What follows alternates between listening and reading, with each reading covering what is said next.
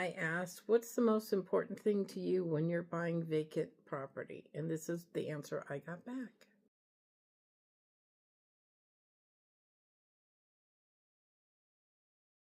Hey, recently I asked, what would be the most important feature to you when buying a piece of vacant land?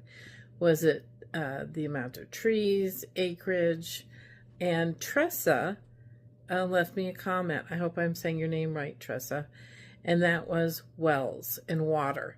So let's talk about wells and water for just a minute. The first resource you should go to about finding out more information is the Colorado Division of Water Resources. It's a government site and it's got tons of information in there. It's going to help you understand why certain acreages are allowed to have wells, certain acreages are not allowed. It'll depend on what year they were divided and how many times the property's been divided. But let's talk about existing wells on vacant land, which I think was the crux of Tressa's statement. To find a piece of vacant land that already has a vacant well on it, it's going to be hard to find. There are a few around, and let me tell you about a few that I've had listed over the years. One was a property where the owner had passed and the children were selling the land, and we knew there was a well on it. But we didn't know anything about the well because the guy who put it in was gone.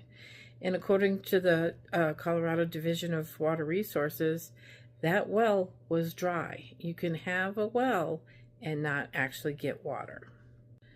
Another property I had was a man had bought the property for the sole purpose of putting the well in so it would make the property easier to sell.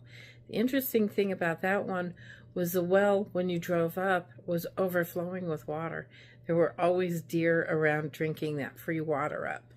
And since I didn't see any dead deer, I'm assuming the water was good enough. However, he wanted a pretty penny for that well. He wanted a lot of money for that property because the well was already in and he could prove that it was working.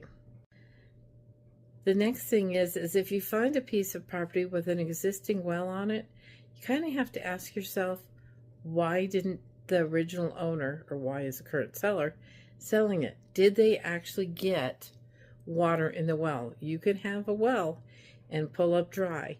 And I'm going to guess many times when you see that well is there, you have to ask yourself, why didn't they continue to build?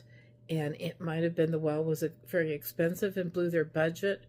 Or in the other case I just mentioned, the seller passed. He just never had the chance. So the first thing you should do is get that well tested to make sure there's water in it, how much it's pumping, and is the water good water. Tressa, I want to thank you for your comment. Yes, wells are very expensive. But that's why you want to ask a lot of good questions and find out as much as you possibly can. So either go to the Colorado Division of Water Resources or call a local well driller. They're going to have a lot of good answers for you.